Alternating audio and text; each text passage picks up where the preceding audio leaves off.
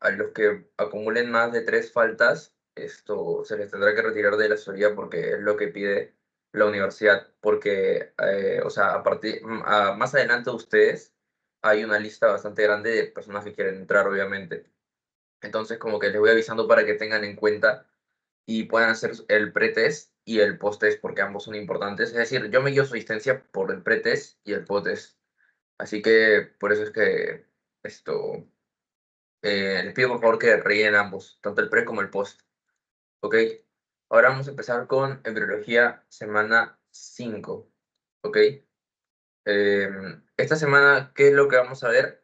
Pues vamos a adentrarnos más al tema de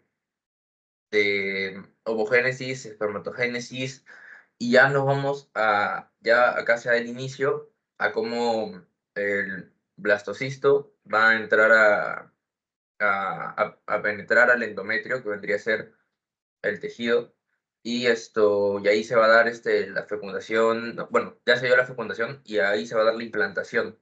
Y en la implantación ya va a haber unos procesos más importantes donde se van a diferenciar varias capas del embrión, varias capas, y esas 3 capas van a dar origen a los órganos, los cuales obviamente son importantes para nosotros. Entonces, a partir de esta clase es donde ya entramos a netamente embriología.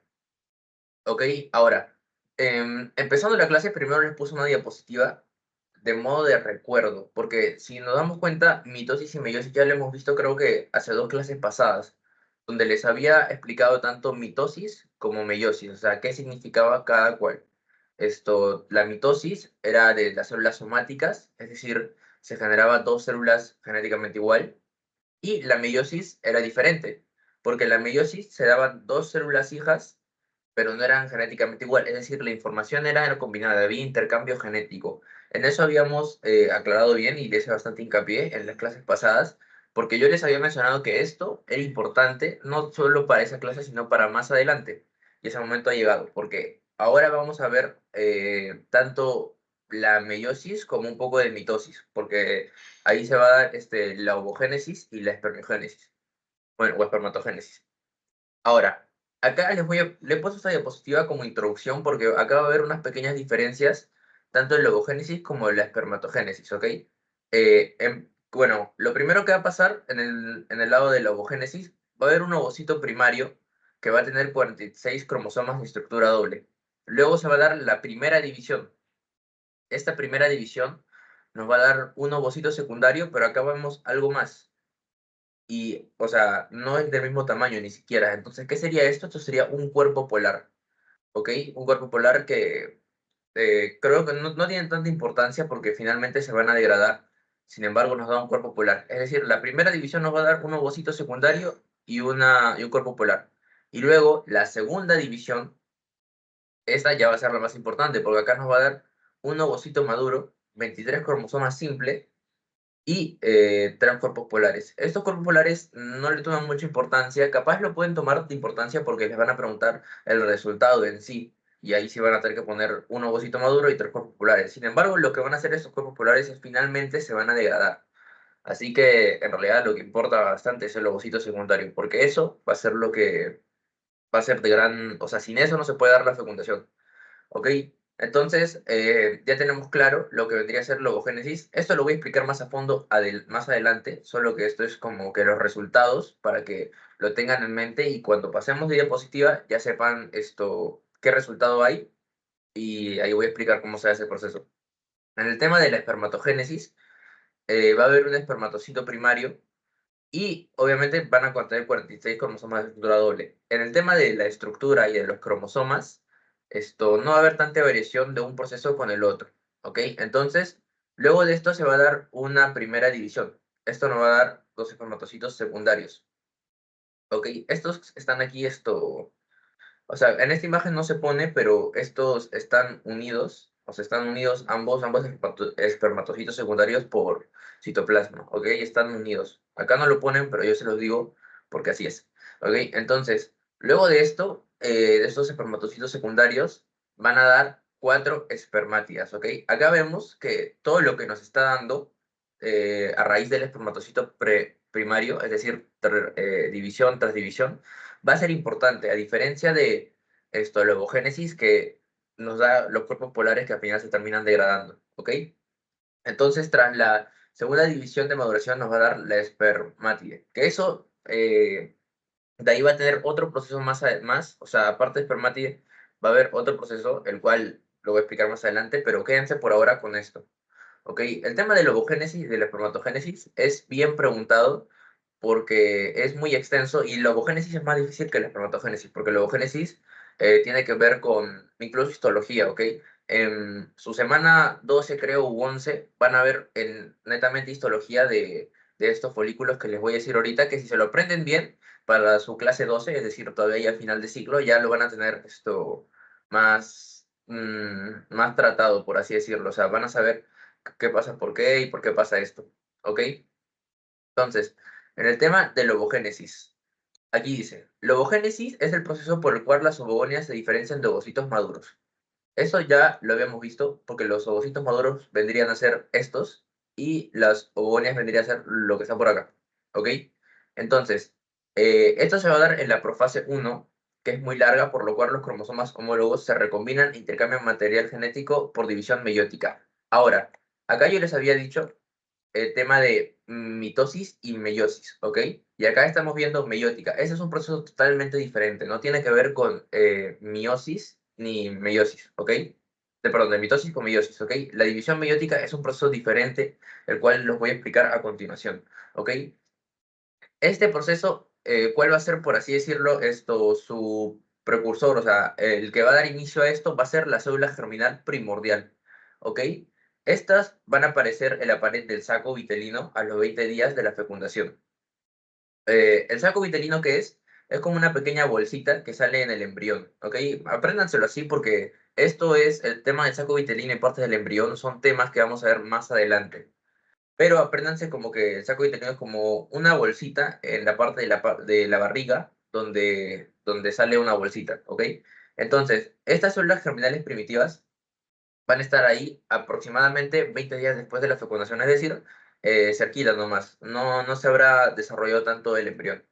Y estos van a emigrar a los esbozos gonadales entre el tercero, perdón, los cuales en el embrión femenino se van a dividir y convertir en ovogonios. Ahora, aquí tenemos ovogonios, es decir, las células germinales primordiales van a estar en el saco vitelino hasta que después se van a migrar a los esbozos gonadales, que también aparte de ello es una parte del embrión que no les quiero explicar ahorita porque siento que los voy a marear y es algo que no van a ver ni siquiera en parcial, sino ya para final, ¿ok? Y este proceso, el tema de la diferenciación sexual, es un tema muy explicado más adelante, así que no me quiero meter por ese camino porque no es el punto de esta clase, ¿ok? Entonces, van a emigrar a los esbozos gonadales. Luego de esto, en el embrión femenino se van a dividir y se van a convertir en ovogonios. Aquí ya vemos el ovogonio, ¿ok? Y entre el tercero y séptimo mes de la vida prenatal, los ovogonios van a entrar en meiosis, ¿ok? Ahora sí estamos en meiosis, ¿ah? Ya no estamos en una división meiótica, ahora sí estamos en meiosis. Y lo que van a hacer esto, se van a convertir en ovocitos 1, es decir, el de acá, el ovocito primario. Y luego de esto van a estar como un periodo de stand-by en la profase, o sea, un periodo de profase, van a estar como sin hacer nada, por así decirlo, hasta que luego se dé el comienzo de la pubertad. Y ahí es donde va a continuar recién su proceso de meiosis, ¿ok? Ya no división meiótica. Ahora, acerca del ovogonio que habíamos mencionado, que se convertía la célula germinal primordial en ovogonio después de migrar a los esbozos gonadales, ¿ok? Entonces, estas se van a diferenciar entre ovogonia u ovogonio. Y estas células van a experimentar varias divisiones mitóticas al final del tercer mes de la gestación, el cual se van a encontrar dispuestas por cúmulos que dividen de una célula conocida como células foliculares. Ahora entramos aquí, a las células foliculares. Acá también ya lo puse, pero aquí vamos a ver las células foliculares, ¿ok? Ahora, acá podemos ver a los ovogonios y podemos ver célula epitelial plana. Esto es lo de aquí, lo que está por acá. ¿Y qué nos va a decir que están en un proceso de ovogonios? O sea, que todavía ya no son ovocitos primarios. Aparte del tiempo, obviamente, porque les había mencionado que en el séptimo mes era recién cuando los ovogonios pasaban a ovocitos. Aparte de ello, otra diferencia clave acá, lo que podemos ver es que la célula epitelial plana se ha juntado hacia el ovocito primario. Y cuando se juntan, esa es señal de que ya no son ovogonios, sino ahora son ovocitos primarios. ¿Ok? Aquí podemos ver ovocitos primarios en la primera división meiótica, o sea, en la profase, es decir, están en periodo de stand-by. ¿Ok? Aquí también lo podemos ver, ovocito primario en periodo de reposo. Y ahí podemos ver las células foliculares que la están rodeando. ¿Ok? Y aquí ustedes pueden ver que hay como más espacios, ¿no? O sea, obviamente se ve el ovocito, pero también hay más espacios, ¿no? Miren, acá es interesante, nos van poniendo tanto el mes, ¿ok? Como les había dicho, el séptimo mes es un periodo clave para ese tema de la ovogénesis porque pasa de ovogonio a ovocito primario. Y aquí podemos ver que hay em, más espacio, ¿no? Entonces, eso ya vendría a ser en el tema de los folículos, ¿ok? ¿Qué son los folículos? Bueno, los folículos vamos a tener primero al folículo primordial, ¿ok? Acá vamos a tener a un ovocito primario, ¿ok? Y podemos ver acá las células epiteliales que les había dicho que están rodeando, que están acá planas, ¿ok? Como están llevando esto, supongo que ya sabrán que es célula epitelial plana. Y vemos al ovocito, vemos al núcleo y al núcleo. Esto vendría a ser un folículo primordial. Ahora, de folículo primordial va a pasar a folículo primario. ¿Ok? Y acá van a haber diferencias importantes, bastante importantes. Una de ellas va a ser que se va a dar inicio a la membrana pelúcida. Es decir, en el folículo primario va a ser la primera vez que nosotros podamos ver la membrana pelúcida. Aparte de ello, va a haber la lámina basal, y obviamente podemos ver el epitelio, las células epiteliales, perdón, que ya no las vemos tan aplanadas como era acá. Ahora las vemos más, como que más redonditas, por así decirlo, pero son células epiteliales. Luego del folículo primario, nos va a dar el folículo secundario. Ahora, el folículo secundario también tiene una diferencia muy importante. ¿Y cuál es la diferencia? Es la formación de la teca. ¿Ok? Acá podemos ver que ya hay más células foliculares y también hay como una especie de tejido, por así decirlo, pero en realidad va a ser la teca. ¿Esto qué va a ser? La teca es importante, puesto que en el folículo antral, que vendría a ser otro folículo, esta teca de lo que era uno se va a dividir en dos. ¿Ok? Va a estar la teca externa y la teca interna. Y aparte de ello, ¿qué es lo que va a pasar? Esto se va a dar un espacio. ¿Y este espacio, cuál va a ser el nombre? El nombre va a ser antro. ¿Ok? Entonces, diferencias importantes: folículo secundario, perdón, primario, membrana pelúcida. Folículo secundario, aparición de teca. Y folículo antral, así se llama también, bueno, por su mismo nombre ya van a sacar que va a tener antro, y aparte de ello, la división de la teca se va a dar, es decir, va a tener teca externa e interna. Aquí lo podemos ver de una manera más histológica, por así decirlo. ¿Ok? Acá tenemos un cuerpo lúteo atrésico, el cual lo voy a explicar más adelante, que sí vamos a ver también hormonas, etcétera, y también van a ver un poquito de histología. Creo que aún no lo ven, pero vamos a ver histología también, y inclusive neuranato, por así decirlo, porque son partes que se llevan en ese curso. Acá tenemos el epitelio ovárico, obviamente, el cuerpo lúteo, que lo voy a explicar más adelante, y el folículo de Graves, que ya vendría a ser el último estado del folículo. Ahí es donde ya se va a desprender el ovocito y ya se va a dar todo el tema que de ahí se va a dar, si es que se implanta, obviamente va a volver. ¿Ok? Entonces, y acá podemos ver folículos primarios que obviamente están muy chiquitos, todavía no se pueden ver. Un folículo atrésico y un folículo en crecimiento. O sea, es decir, recién está empezando a crecer para terminar de convertirse en folículo de Graf. ¿Ok? Ahora, aquí está. Eso también es importante. El ovocito primario, yo les había explicado tantos folículos, sin embargo, me quedé en la parte de que de ovocito primario pasamos a ovocito secundario. ¿Ok? Eso es meiosis. Acá, el ovocito primario va a estar en división. ¿Ok? Y va a haber la zona pelúcida. Luego, para esto, les había dicho que en la primera división se iba a generar un cuerpo polar y el ovocito secundario. Acá tenemos el ovocito secundario y el primer corpúsculo polar. Y finalmente, en la segunda división, se iba a generar un ovocito, pero ya secundario, y los corpúsculos polares. ¿Ok? Sí, disculpa. ¿Levantaste la mano, Alonso? Yo creo que tienes tu micro apagado. Sí, quería saber básicamente qué se llama la Génesis. Porque justo. Ya, eso es importante porque lo vamos a ver aquí. ¿Ok? Acá te lo voy a explicar mejor, pero si quieres te voy a decir, el inicio de la ovogénesis se va a dar intraútero, ¿ok?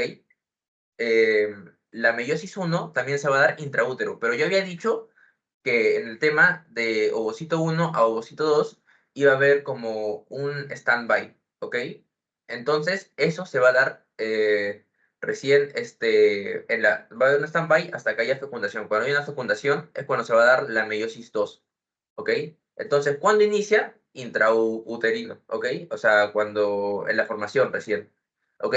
Caso totalmente contrario de espermatogénesis, pero primero voy a terminar esto para explicar el espermatogénesis, ¿ok? Buena pregunta porque eso es muy preguntado y creo que lo puse en su pretest y también va a estar en su post-test, porque siempre, y es más, bueno, yo estaba en mi clase práctica, recuerdo que no estaba atendiendo bien la clase porque estaba hablando con un compañero y justo el doctor Kobayashi me pregunta a mí y me dice, ¿cuándo inicia la ovogénesis? ¿Y cuál es la diferencia de la ovogénesis con la espermatogénesis? Y ahí me agarró porque en ese momento yo no sabía. Sin embargo, es una pregunta que es buena y que así les aseguro que tiene un 6 de 10 de venir en su parcial. ¿Ok? Entonces, espero que haya aclarado tu duda y voy a seguir hasta llegar a esa tablita que lo he sacado de un asesor antiguo, así que si le tomo una foto está bien. Y es una tabla muy importante, ¿ok? Porque ahí se entra en detalle de cada fase y fase y fase y también te dice el lugar, tanto lugar como cuando entra en stop, por así decirlo. ¿Ok? Ahora, ya había terminado esto porque se daban tres corpúsculos polares y obviamente el lobocito, ¿cuál era? El ovocito maduro, ¿ok?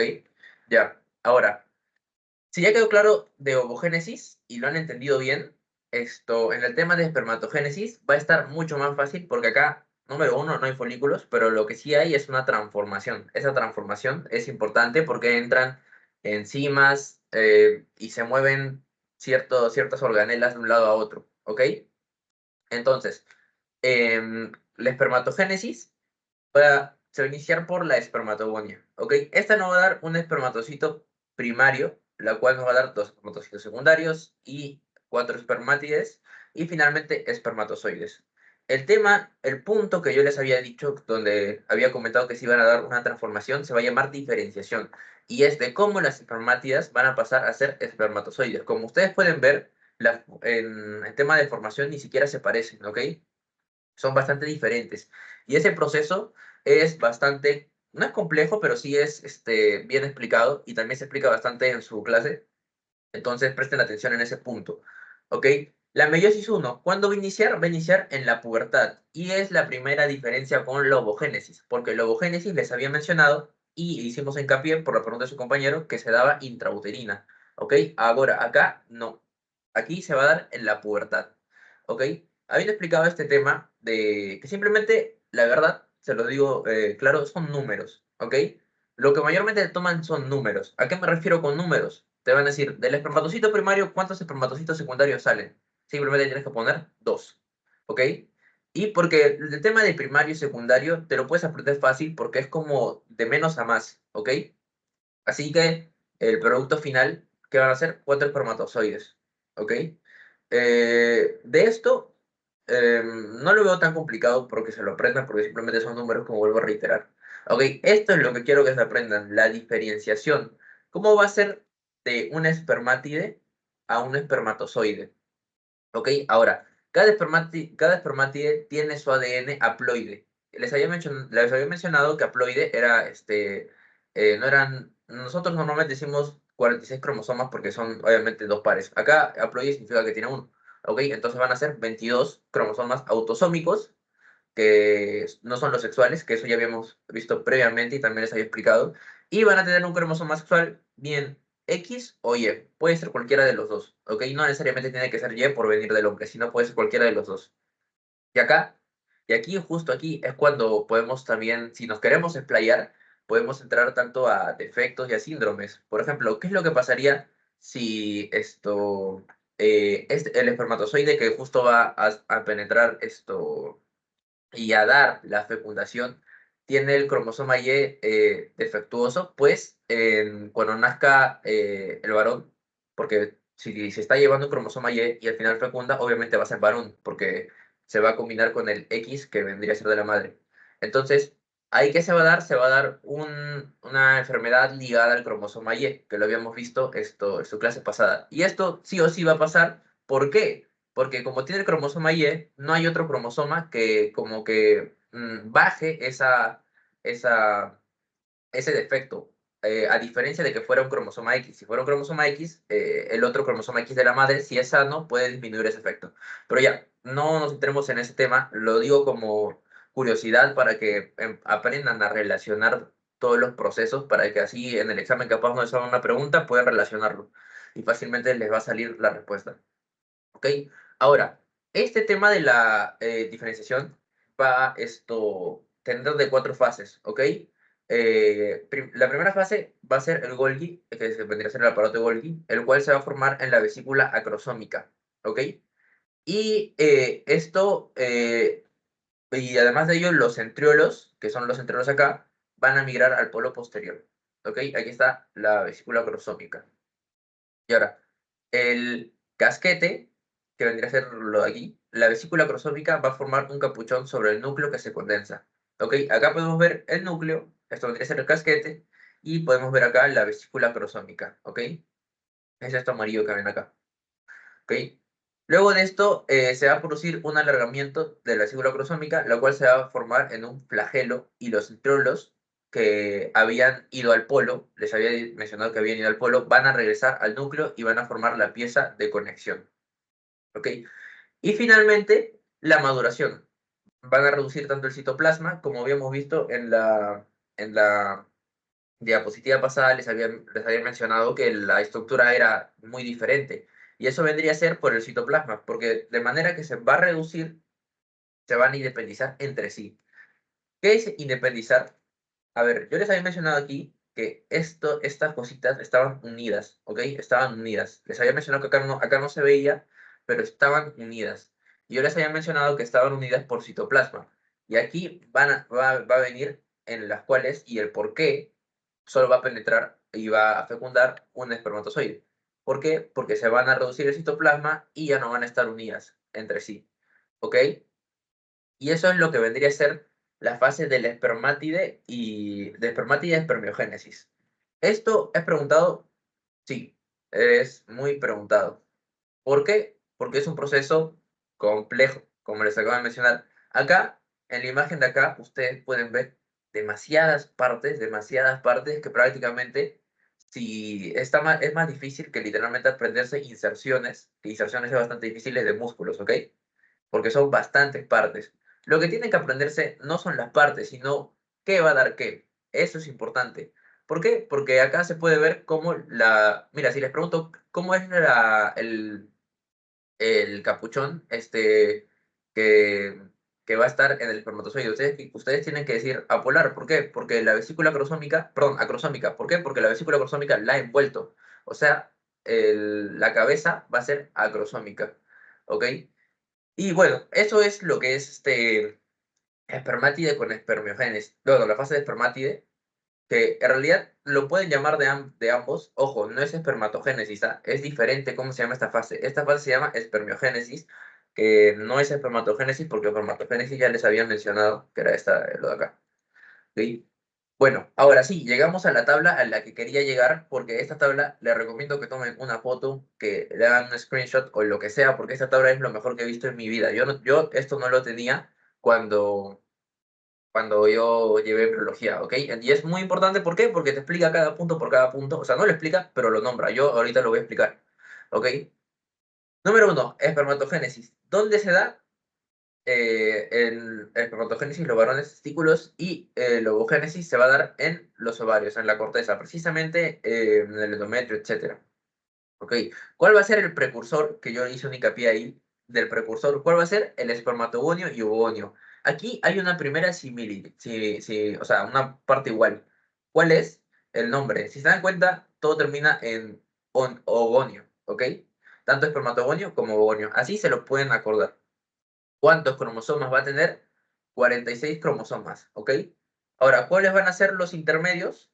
Acá hay una diferencia, obviamente. Espermatocito 1, con 46 cromosomas. Espermatocito 2, con 23 y finalmente es espermátides con 23. Acá, lo mismo, ovocito 1 con 46 cromosomas, se da la división, va a dar ovocito 2. Acá va a haber un stop, como les había mencionado en la ovogénesis. De ahí se va a dar otra división y se va a dar el ovocito maduro, que vendría a ser ya un óvulo, que esto sí ya es casi que el producto final, y sí es el final. Y este va a pasar de 46 cromosomas a 23 cromosomas. En realidad, lo que va a pasar en el número de cromosomas es importante. ¿Por qué? Porque obviamente tiene que haber la división y la división también va a dividir los cromosomas, ¿ok? Entonces, el número de cromosomas también apréndanselo. El resultado final van a ser 23 de cadena simple, ¿ok? Y aquí está una parte importante que es una diferencia que estoy seguro, 100%, que si no se lo preguntan en su clase práctica o en su clase de seminario, se lo van a preguntar en el examen, porque el resultado es lo que más se diferencia, ¿ok? 4 espermatozoides de 23 cromosomas, ojo, de cadena simple, y también separados, ya no van a estar juntos, separados porque hubo una diferenciación previamente. Y en el tema de la ovogénesis, un ovocito maduro, y acá le faltó poner 3 cuerpos polares, ¿ok? Que eso es importante. Ahora, en el tema de inicio y pubertad, perdón, inicio y el tema de las meiosis. La espermatogénesis, ¿cuándo va a iniciar? En la pubertad. Y la ovogénesis se va a dar de manera intrauterina, aproximadamente en el cuarto mes de lactancia, donde les había mencionado que había la migración a las gónadas, ¿ok? La meiosis 1, ¿cuándo va a iniciar la espermatogénesis? En la pubertad, mientras que en la ovogénesis va a dar, se va a dar de manera intrauterina, ¿ok? Acá va a ser de la meiosis 1, va a dar espermatocito 1, espermatocito 2, y acá de ovocito 1, ovocito 2, y ahí había un stand-by, les había mencionado, hasta que haya fecundación. Si hay fecundación, se va a dar la siguiente división, ¿ok? Que vendría a ser de ovocito 2 a ovocito maduro, y acá sí no hay un stand-by, acá no hay un stop, acá siempre se va a dar, ¿ok?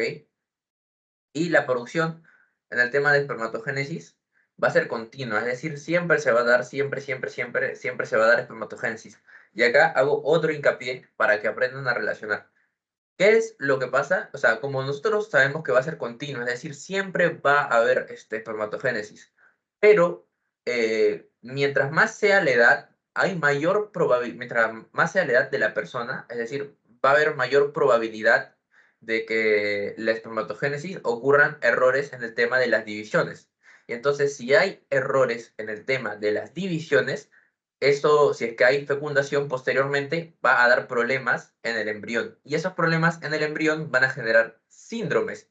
Y esos síndromes obviamente puede haber tanto como síndrome de Down, etcétera, etcétera. Y esos síndromes, ¿cuál va a ser su causa de algunos de ellos? Van a ser la espermatogénesis avanzada, por así decirlo. ¿Y esto qué significa? Que los espermatogénesis van a bajar la calidad de los espermatozoides mientras va pasando el tiempo. Es por eso que normalmente, cuando por ejemplo una persona mayor, no solo en las mujeres, ¿ah? También en los hombres, una persona mayor de 60 años tiene hijos, hay más probabilidades de que haya más errores en el tema de la formación del embrión, ¿ok? Igual en la ovogénesis, ¿ok? Ahora vamos a pasar a la ovogénesis, que también es un tema muy interesante. ¿Y por qué? Porque la producción no va a ser continua en el tema de la ovogénesis. Esta va a ser una cantidad fija. ¿Ok? Y ahí podemos meter el tema del periodo. Cuando acaba el periodo es cuando la ovogénesis ya terminó. ¿Ok? Y acá también entra lo que les había mencionado. Mientras mayor sea la edad del progenitor, más va a haber probabilidades de que haya errores. ¿Ok? Y en la ovogénesis es más común. ¿Por qué? Porque es una cantidad fija. Entonces, por ejemplo, si una mujer de 45 años, que al parecer en esa edad ya no debería haber ovogénesis, sin embargo todavía hay, da a luz, hay mayor probabilidad de que ese niño nazca con un síndrome, ¿ok? Pero bueno, acercándonos más al tema, el tema de producción, espermatogénesis continua y ovogénesis cantidad fija. ¿Ok? Eso es importante. ¿Por qué? Porque sí o sí les van a preguntar. Esto es muy preguntado y la verdad es que probablemente sean 10 preguntas que les pongan sobre este tema y si es que se lo saben bien, tanto resultados como cromosomas, como fases, como diferenciación, ahí ya tienen un 0,5. Obviamente con lo demás ya complementan para su 20, ¿ok? Pero como el punto es que esto sí es preguntado. Ahora, la duración. Esta se va a dar de 64 a 74 días y en el tema de logogénesis ya había mencionado el periodo, que eso vendría a ser un ciclo ovárico, que debería ser de 28 a 30 días. ¿Ok? El tamaño de 50 a 60 micras va a tener el espermatozoide y 120 micras el ovocito y de 6 a 12 el folículo de Graf, que les había mencionado que era el último folículo. Es decir, a raíz de esto ya está listo para que haya fecundación. El tiempo de vida, 48 horas, y acá vendría a ser 24 horas, ¿ok? 48 horas, y acá ponen dos valores, y es que 48 horas, cuando hay fecundación, porque ustedes saben, cuando hay fecundación, se libera un montón de espermatozoides, y es decir, estos pueden tener de vida 48 horas, y dentro del, del cuerpo humano vendría a ser 72 horas, y hasta 5 días. Ahora, yo les había mencionado que íbamos a ver un tema sobre neuronato. No, no es tanto neuronato, pero sí es esto sí es histología. Y esto creo que lo ven en su semana 6, si es que ya no lo han visto, que va a ser el eje hipotalámico y la hipófisis. Aprendan estos nombres bien, porque estos nombres los van a ver el próximo ciclo, en neuronato, ¿ok? Ahora, ¿cuál es el tema del eje hipotalámico e hipofisiario? El hipotálamo va a liberar cierta hormona, todavía no quiero mencionarla, pero va a liberar cierta hormona, y esa hormona va a tener una repercusión en la hipófisis, porque esa hipófisis va a hacer caso a la hormona que liberó el hipotálamo y va a liberar otra hormona. Ahora, yéndonos al tema de embriología, ¿esto cómo nos va a servir?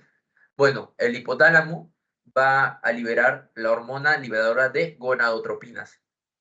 ¿Ok? Esto va a pasar a la hipófisis y la hipófisis obviamente va a recibir esa hormona y va a liberar una hormona la cual se llama luteinizante y folículo estimulante.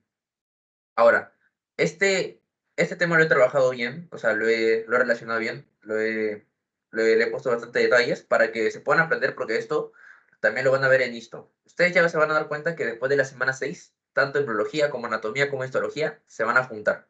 Ok, ahora, y este tema del eje hipotalámico hipofisario, tanto las hormonas que les había mencionado, ¿cómo va a servir para la ovogénesis y la espermatogénesis?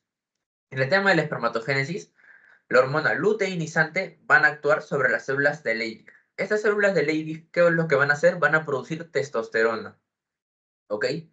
Y esto va a ayudar obviamente a que se dé la espermatogénesis, obviamente, porque sin testosterona no se podría dar, ¿ok? Ahora, ¿cómo la hormona folículo estimulante va a actuar sobre esta espermatogénesis? Lo que va a hacer ella va a sensibilizar a las células para que tengan un mejor receptor de la testosterona, es decir, van a recibir de una manera mejor la testosterona y así es como se va a dar la espermatogénesis. Ahora, este tema de los hombres es importante, sí, pero el de las mujeres es mucho más importante porque tiene que ver con muchas más cosas, ¿ok? Ahora, esto yo les había mencionado que la hormona se llamaba folículo estimulante. Si lo pueden relacionar, también les había mencionado hace un par de diapositivas que había folículos, ¿ok? Entonces, ¿qué es lo que va a hacer? Va a estimular a los folículos, simplemente relacionar, ¿ok? Y la hormona luteinizante, eso sí es diferente, que lo vamos a ver aquí, pero acá lo estamos viendo mejor. Miren, se va a dar, obviamente, los impulsos provenientes del hipotálamo, precisamente va a liberar una hormona liberadora de gonadotropinas. La hipófisis lo va a recibir y va a dar la hormona luteinizante en la folículo estimulante. ¿Qué es lo que va a dar? La maduración del folículo primordial, primario, secundario, de Graf. ¿Ok? Y luego se va a dar la ovulación. ¡Pum! Sale la ovulación y ahí va a quedar el folículo. Y ese folículo no va a quedar ahí. Lo que va a hacer ese folículo se va a degradar. ¿Y cómo es que se va a degradar? Por la hormona luteinizante. Ahí es donde entra un punto importante que es la hormona luteinizante, que va a ayudar a la degradación del folículo a convertirlo en cuerpo lúteo. ¿Ok? Acá podemos ver que nos ponen flechitas y se va a dar el cuerpo lúteo. ¿Ok? La folícula estimulante lo pueden relacionar por el nombre. Ahora, acá ustedes pueden ver un cuadro así gigante y seguro se estarán mareando. Sin embargo, este cuadro es lo mejor que he encontrado porque explica muy bien cada paso. ¿Ok? Nivel de gonadotropinas. Acá podemos ver, bueno ya, de acá va a partir todo, ¿ok? Acá podemos ver la fase folicular, donde el folículo estimulante está teniendo una actividad para que haya una maduración folicular. La luteinizante, que vendría a ser como decirlo, esta línea morada, también va a tener una actividad, pero no va a ser tan grande, ¿ok? Acá fase folicular, primordial, primaria, secundaria, graf, sale. Y aquí, justo cuando hay la ovulación, podemos ver un pico altísimo de la hormona luteinizante. Y es ahí donde la hormona luteinizante se va a liberar más para que se dé la fase lútea, ¿ok? Y a nivel de las hormonas ováricas va a ser lo mismo. Tenemos acá al estrógeno. El estrógeno está por valores normales y justo se va a tener un pico antes de la ovulación. Cuando da la ovulación, baja el estrógeno y la progesterona va a aumentarse a raíz de la ovulación, y la progesterona también va a ser una hormona ovárica muy importante para que se dé a cuerpo lúteo, ¿ok?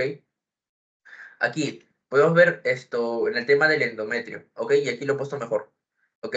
En la fase proliferativa, es decir, la de estrógenos, podemos ver canales normales, ¿ok? Todo está normal, no podemos ver ningún cambio. Sin embargo, en la fase secretora, y esto les van a preguntar en su clase práctica, así que ténganlo en cuenta y apenas le pregunten, levantan la mano, van a ver canales tortuosos, y esos canales tortuosos es la única evidencia que se necesita para saber que está en fase secretora, ¿ok? Acá lo podemos ver, en fase secretora. Lo único que necesitamos saber para identificar esto a nivel de histológico vendría a ser los canales tortuosos, ¿ok? Porque es la única diferencia que hay entre la fase proliferativa. Y ya les había mencionado el tema de las hormonas, que por su mismo nombre lo pueden sacar, ¿ok? Ahora, creo que esta es la última diapositiva. No, todavía hay dos más. Pero ya, esto ya, bueno, no es de bajada porque también es importante, ¿ok? Fases de la fecundación. Ya habiendo terminado tanto la ovogénesis, la espermatogénesis y también habiendo mencionado las hormonas que interactúan con esto, ahora vamos a ver fases de la fecundación, ¿ok? ¿Qué es lo primero que va a pasar? Va a haber la denudación. Había una pregunta sobre esto que encontré en uno de sus bancos, pero la sentí muy difícil porque le preguntaban nombre por nombre. O sea, le decía, ordene de manera, de manera cronológica lo que sucede primero en la fecundación. Y te ponían denudación, reconocimiento, penetración, etcétera. Esto sí apréndanselo porque puede repetirse esta pregunta, quién sabe. Pero yo no la quise poner porque me pareció muy, muy pesada. ¿Ok? Ahora, lo primero que pasa es denudación. Se va a dar una penetración de la corona radiada, ¿ok? El acrosoma va a eliminar la enzima hialuronidasa, y esta va a atacar el ácido hialurónico que forma parte de la unión de las células de la corona radiada, ¿ok? Luego se va a dar un reconocimiento, es decir, el espermatozoide va a reconocer la membrana pelúcida que les había mencionado, ¿ok? Va a entrar en contacto con la proteína ZP3, va a reconocer la membrana pelúcida y se va a dar la unión del espermatozoide. Cuando ya ha penetrado en la membrana pelúcida, se va a liberar una enzima, la cual va a ser la crosina. ¿Y esta qué es lo que va a hacer? Va a romper las cadenas de las glucoproteínas de la zona pelúcida. Es decir, la zona pelúcida se va a degradar por la parte en la que está entrando el espermatozoide. ¿Ok? Luego de esto se va a dar la fusión entre las membranas plasmáticas del ovocito y lo que queda de la membrana plasmática del espermatozoide. Es decir, ya penetró la membrana pelúcida y ya está entrando, y ahí se va a dar la fusión de ambos núcleos, por así decirlo. Sí, claro, la fusión de ambos núcleos porque el espermatozoide ya entró y su colita, por así decirlo, ya se quedó afuera. Solo entró la cabeza. ¿Ok? ¿Y por qué se dio esto? Paso importante, porque por la enzima hialuronidasa que atacó al ácido hialurónico. Y bueno, un consejo que les doy y que le va a servir para bioquímica es que el nombre de las enzimas está relacionado al resultado, ¿ok? Hialuronidasa, ¿qué se puede referir? Que va a degradar el ácido hialurónico, ¿ok? Eso es muy importante que se lo aprendan, no tanto para este tema de fase de la fecundación, sino para bioquímica, porque en bioquímica van a haber enzimas, enzimas, enzimas, enzimas, y no solo en bioquímica, sino en fisiología también enzimas, ¿ok? Luego de la fusión, que ya se han fusionado tanto el núcleo como el núcleo de el espermatozoide como el ovocito, va a haber un bloqueo de poliesperma. Y esto es muy importante, chicos, para que sepan las funciones de la membrana pelúcida, ¿ok? ¿Cuál es una función importante? Le voy a decir dos, dos ahorita les voy a decir, porque eso seguro les pregunten. ¿Cuál es la función importante de la membrana pelúcida? Número uno va a ser el bloqueo del poliesperma, es decir, ya entra un espermatozoide, va a bloquear que entren más. ¿Ok? Ya no van a poder entrar ni un espermatozoide más. Y el número dos, que no, creo que no se lo pone en su teoría y yo se lo estoy diciendo como dato extra, es que esto también va a bloquear espermatozoides que no tengan el código genético de un humano. Es decir, solo van a poder entrar espermatozoides humanos gracias a la membrana pelúcida, ¿ok? Y es por eso que la membrana pelúcida es algo importante en el tema de la fecundación, porque sus funciones es lo que le da vida a que se dé este tema de la implantación y de la penetración del espermatozoide, ¿ok? Entonces, luego de haberse fusionado ambos nucleolos, los glándulos corticales del ovocito liberan su contenido enzimático al exterior y de esta manera la membrana plasmática, la membrana pelúcida por así decirlo, va a hacer que no entren otros espermatozoides. Y así se va a evitar que haya una polifermización. ¿Ok? Y ustedes se preguntarán, ¿cómo es que nacen gemelos si es que se da este bloqueo? Puede ser porque entran al mismo tiempo y como ustedes saben eso es demasiado difícil que se dé, ¿ok? Y entonces es por eso que nacen gemelos, ¿ok? Luego de esto se va a dar formación del pronúcleo femenino y masculino. El espermatocito, el núcleo aumenta y se degenera la cola, que ya les había mencionado hace un rato que se iba a degenerar la cola. Y el ovocito va a finalizar su meiosis 2 y se forma el segundo cuerpo polar. ¿Ok? Eso es lo que pasa en la fecundación. Un proceso muy ajetreado, por así decirlo, muy, como que muy ordenado, pero si se lo aprenden, básicamente es como contar una historia, entonces esto se le va a hacer más fácil, ¿ok? ¿Qué les recomiendo que se aprendan acá? Más allá de las enzimas y tal cosa, que se aprendan cómo se llama este proceso, ¿ok? Denudación, reconocimiento, penetración, fusión y bloqueo y formación. Eso es importante para que se aprendan este tema de la fecundación. Ahora, el tema de cómo se va a implantar en el endometrio, ¿ok? Ahora, es que el endometrio es el tema es lo que está aquí, ¿ok? Bueno, acá podemos ver el folículo, que ya está ese folículo de Graf, va a sacar su ovocito y luego se va a degenerar. Si hay fecundación, va a estar aquí, de ahí va a ir a 12 de 24 horas. Acá podemos ver el espermatozoide. Luego de esto, la combinación de los núcleos de ambos. Luego de esto entra en meiosis 2 y se forma el primer cuerpo polar. Y luego de esto, aquí empieza un periodo bastante importante y por así decirlo, el que más me gusta a mí. ¿Por qué? Porque aquí se va a dar la mitosis. ¿Qué les había mencionado que era mitosis? Era la replicación de dos células. Aquí se va a dar un montón de mitosis. A raíz de las 30 horas de la fecundación se va a dar un montón de mitosis, mitosis, mitosis, mitosis, mitosis, es decir, van a dividirse, a dividirse, a dividirse célula, célula, célula, célula, hasta que después de 7 días ya van a haber un montón de células y esto ya no se va a llamar, el nombre de esto va a ser blastocisto, ¿ok? Luego este blastocisto se va a diferenciar, o sea, es decir, van a formar ciertas partes y luego de esto, a raíz entre el quinto y sexto día, se va a dar la penetración al endometrio, ¿ok? En su fase progestacional, ¿ok? ¿Y qué les había mencionado? Que acá también lo vuelven a recalcar, que era característico de la fase progestacional, eran los canales tortuosos. Aquí ven sus canales tortuosos. Y aquí ya el blastocito va a implantar y ya así es como se va a formar el embrión, ¿ok? Y creo que esta era la última diapositiva. Sí, es un tema bastante extenso y lo he tratado de resumir lo más que he podido para no llegar a la hora, porque mayormente cuando yo era estudiante, bueno, cuando yo era estudiante de este curso, porque sigo siendo estudiante,